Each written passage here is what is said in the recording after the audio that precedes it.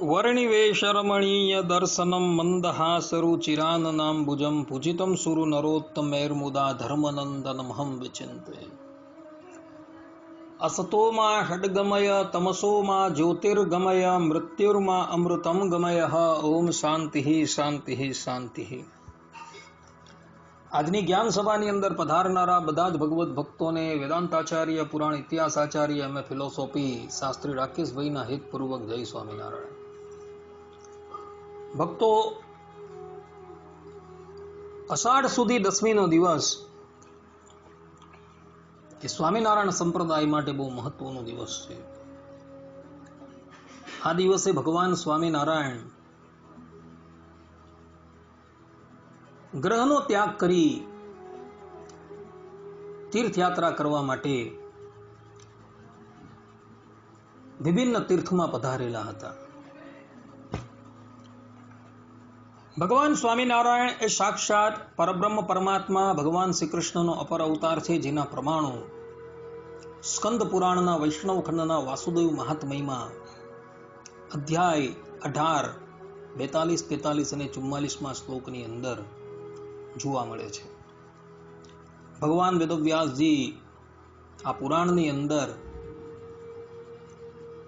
ભગવાન સ્વામિનારાયણ, જેમનું એક નામ સહજાનંદ સ્વામી પણ છે અને નારાયણ મુનિ પણ છે,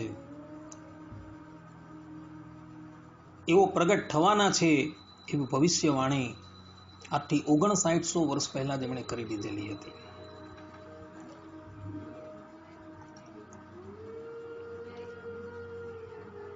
ભગવાન સ્વામિનારાયણનું પ્રાગટ્ય વિક્રમ સંવત 1837 ની અંદર ચૈત્ર શુક્લ 9મીને દિવસે થયું હતું।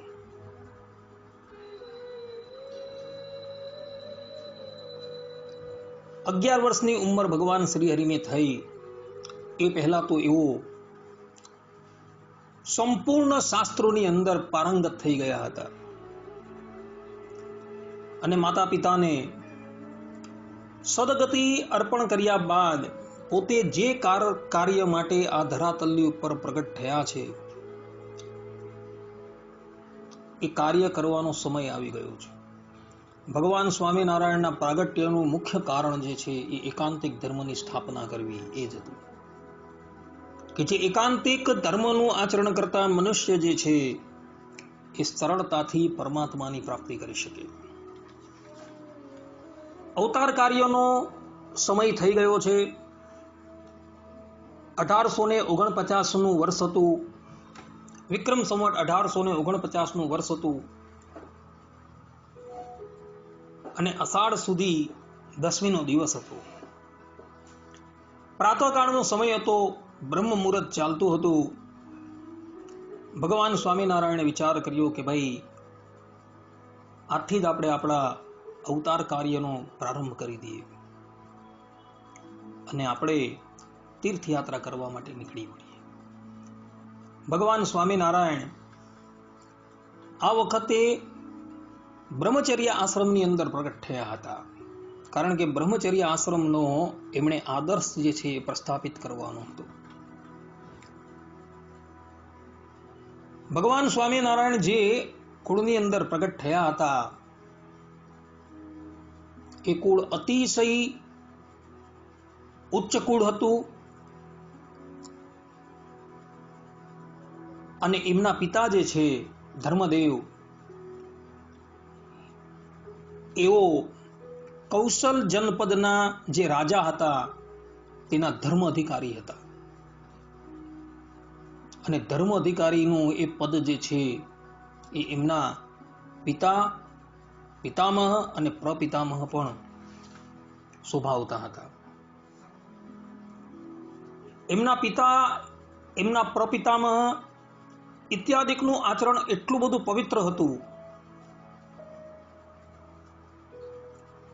કે કૌશલ દેશના રાજા જે છે એવો પોતે એમના પિતા, પિતામહ, પ્રપિતામહના ચરણારવિંદની રજ જે છે એ પોતાના મસ્તકની ઉપર ધારણ કરવાની અંદર ગૌરવ સમજતા હતા। ભગવાન સ્વામિનારાયણ સરયુ પાણી બ્રાહ્મણ હતા।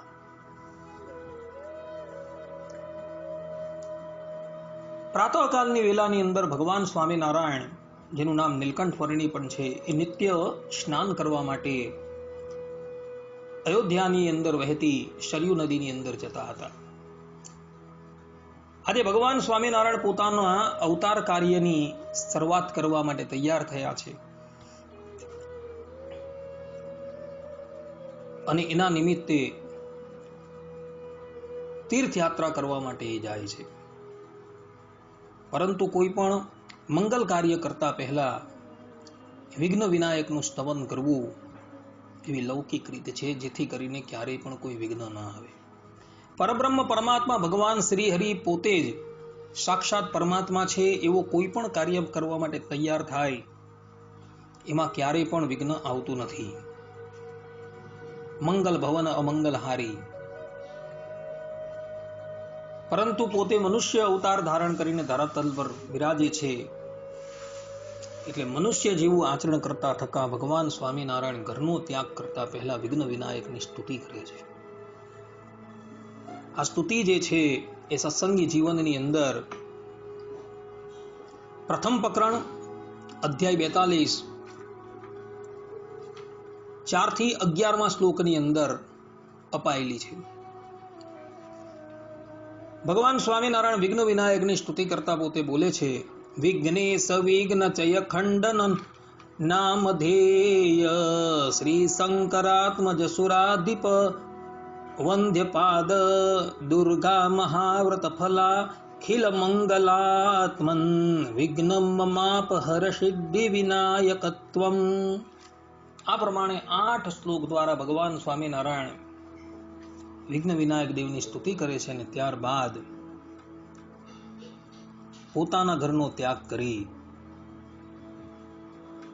તીર્થયાત્રા કરવા માટે ભગવાન પોતે નીકળી પડે છે.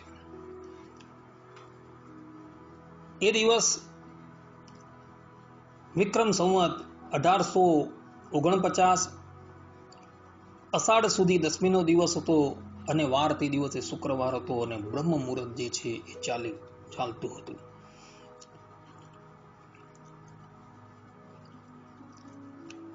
ભગવાન સ્વામિનારાયણ જ્યારે તીર્થયાત્રા કરવા માટે નીકળ્યા ત્યારે એમણે એક કૌપિન જે છે એ ધારણ કરેલું હતું અને આચ્છાદન વસ્ત્ર, એ કૌપિનની ઉપર લીપેટવામાં આવતું એક વસ્ત્ર, ઉત્તરીય વસ્ત્ર અને મૃગ ચર્મને એમણે ધારણ કરેલું હતું. એ કયા આશ્રમની અંદર છે એવો વિશેષ સૂચવવા માટે પલાશનો દંડ એમણે ધારણ કરેલો હતો. ખભા ઉપર લાંબા ધારેલા શ્વેત ઉપવીતથી વિરાજમાન, કંઠમાં પહેરેલી તુલસી કાશના મણકાની બેવડી માળાથી શોભાયમાન, લલાટમાં ઢારેલા કુમકુમ ચંદ્રકે સહિત ઉર્ધ્વપુંડ તિલક ચિહ્નથી સુશોભિત મસ્તકે જટા અને કટીમાં વર્ણી વેશને સમુચિત મુંજની મેખડાથી અલંકૃત, જપમાળા, કમંડલ, ભિક્ષાપાત્ર અને જળ ગાળવાના ગરણાથી સમલંકૃત કરકમળવાળા એવો હતા. અર્થાત કે ભગવાન સ્વામિનારાયણ જ્યારે તીર્થયાત્રા કરવા માટે નીકળ્યા ત્યારે કેવલ આટલી જ વસ્તુ એમની પાસે હતી. બ્રહ્મચર્ય આશ્રમની અંદર હતા એટલે દ્રવ્યનો સંગ્રહ તો એ કરતા જ ન હતા. પોતે એટલા સંપન્ન કુળના હતા, છતાં પણ એ બધી વસ્તુનો ત્યાગ કરીને ભગવાન શ્રી હરિ જે છે એ પોતે તીર્થયાત્રા કરવા માટે નીકળી પડેલા હતા. કારણ કે એમના અવતારનો ઉદ્દેશ્ય જે છે એ ઉદ્દેશ્ય જ એકાંતિક ધર્મની સ્થાપના કરવી એ જ હતો. હવે અવતાર કાર્યનો પ્રારંભ થઈ ચૂકેલો છે. અર્થાત કે અવતાર કાર્ય માટે આ સમય જે છે એ યોગ્ય હતો, એટલે ભગવાન શ્રી હરિ પોતાના ઘરનો ત્યાગ કરી તીર્થયાત્રા કરવા માટે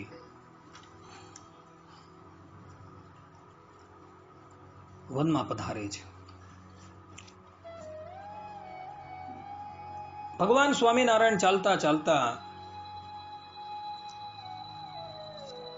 સરયુ ગંગાના તીર પર આવે છે અને કોઈ હોડી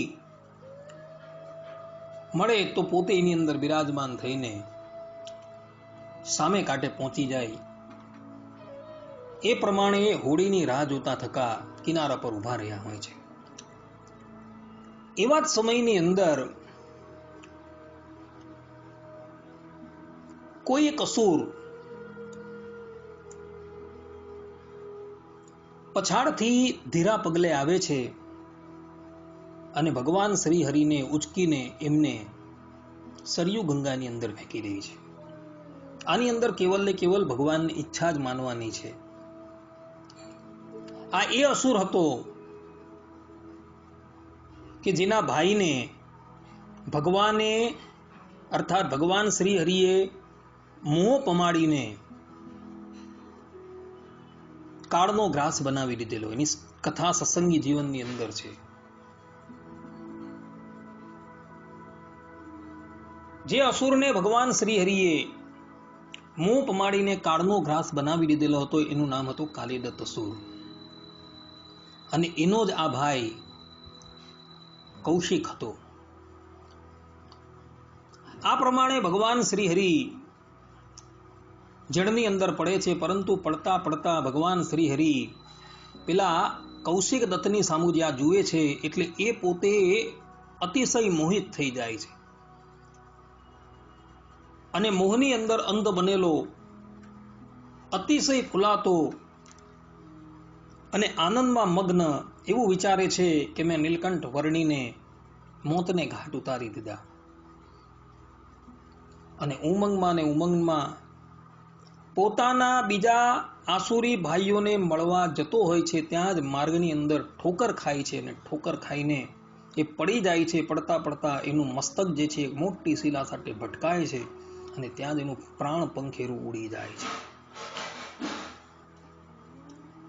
ભગવાન શ્રી હરિ તો સરયુ ગંગાની અંદર પડી ગયા, પરંતુ આપણા સંપ્રદાયના બીજા ગ્રંથોની અંદર લખેલું છે કે તે વખતે સાક્ષાત ગરુડજી ત્યાં પધારે છે અને ભગવાન શ્રી હરિને ઉચકી લે છે અને સુરક્ષિત રીતે બીજા કિનારાની ઉપર મૂકી દે છે.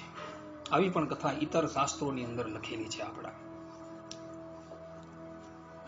કહેવાનું તાત્પર્ય એ છે કે ભગવાન બ્રહ્મચર્ય આશ્રમની અંદર છે અને બ્રહ્મચર્ય આશ્રમની અંદર રહેલા વ્યક્તિએ હંમેશા કોઈ પણ વ્યક્તિનો અપરાધ હોય તે સહન કરવાનો છે, એનો પ્રતિકાર કરવાનો નથી હોતો. કોઈક વ્યક્તિ પોતાને મારે, ગાળ દે તો પણ એણે એ સહન કરવાનું છે, પરંતુ સામો પ્રતિકાર કરવાનો નથી. એ બ્રહ્મચર્ય આશ્રમની અંદર હતા એટલે ભગવાન શ્રી હરિ એને કંઈ કરતા નથી. બાકી સંકલ્પ માત્ર ભગવાન શ્રી હરિ પોતે કરે તો અનંતકટી બ્રહ્માંડનો પ્રલય થઈ જાય છે. પરમાત્માના સંકલ્પની અંદર એટલું બળ હોય છે, પરંતુ ક્ષમાની મૂર્તિ ભગવાન શ્રી હરિ કંઈ કરતા નથી. ત્યારબાદ ભગવાન શ્રી હરિ સુરક્ષિત રીતે સરયુના સામે કિનારે આવી જાય છે અને પછી ત્યાંથી ભગવાન શ્રી હરિ તીર્થોની અંદર પધારે છે. તીર્થોની અંદર અનેક જીવોને કૃતાર્થ કરતા કરતા ભગવાન શ્રી હરિ 7 વર્ષ 1 માસ અને 11 દિવસ પર્યંત તીર્થોમાં વિચરણ કરી અંતે લોએજપુર ગામ આવે છે. અને લોએજપુર ગામ આવી મુક્તાનંદ આદિક જે સંતો જે હતા, જે રામાનંદ સ્વામી જે ઉદ્ધવજીનો અવતાર હતા તેના એ બધા શિષ્ય હતા, તેને મળે છે. અને ત્યારબાદ રામાનંદ સ્વામી સાથે એમનો મેળાપ થાય છે. રામાનંદ સ્વામી એને સાક્ષાત પરબ્રહ્મ પરમાત્મા જાણે છે અને ઉદ્ધવ સંપ્રદાયની ધુરા જે છે એમને સમર્પિત કરે છે અને પોતે ભગવત ધામ જતા રહે છે. અને પછી ભગવાન સ્વામિનારાયણ ઉદ્ધવ સંપ્રદાયની ધુરાની ઉપર બિરાજમાન થઈ ધરાતલની ઉપર એકાંતિક ધર્મની સ્થાપના કરે છે. અને એ જ ઉદ્ધવ સંપ્રદાય ભગવાન સ્વામિનારાયણે પ્રવર્તાવ્યો અને એને એટલો પ્રવર્તાવ્યો કે લોકો ઉદ્ધવ સંપ્રદાય નામ ભૂલી ગયા અને એ સંપ્રદાયને સ્વામિનારાયણ સંપ્રદાય તરીકે ઓળખવા લાગેલા હતા. આ પ્રમાણે ભગવાન સ્વામિનારાયણે પોતાના અવતાર કાળ દરમિયાન એકાંતિક ધર્મની સ્થાપના કરી હતી કે જેના દ્વારા મુમુક્ષુ જે છે એ સરળતાથી ભગવત પ્રાપ્તિ કરી શકે. માટે ભક્તો, સ્વામિનારાયણ સંપ્રદાય માટે અષાઢ સુધી 10મીનો દિવસ જે છે એ બહુ મહત્વનો છે. આટલું કહીને હું મારી વાણીને વિરામ આપું છું. સર્વે સંતુ નિરામયઃ, સર્વે સુખીનો ભવંતુ, સર્વે ભદ્રાણી પશ્યંતુ, મા કશ્ચિત દુઃખ ભાગ ભવેત. અસ્તુ. જય સ્વામિનારાયણ.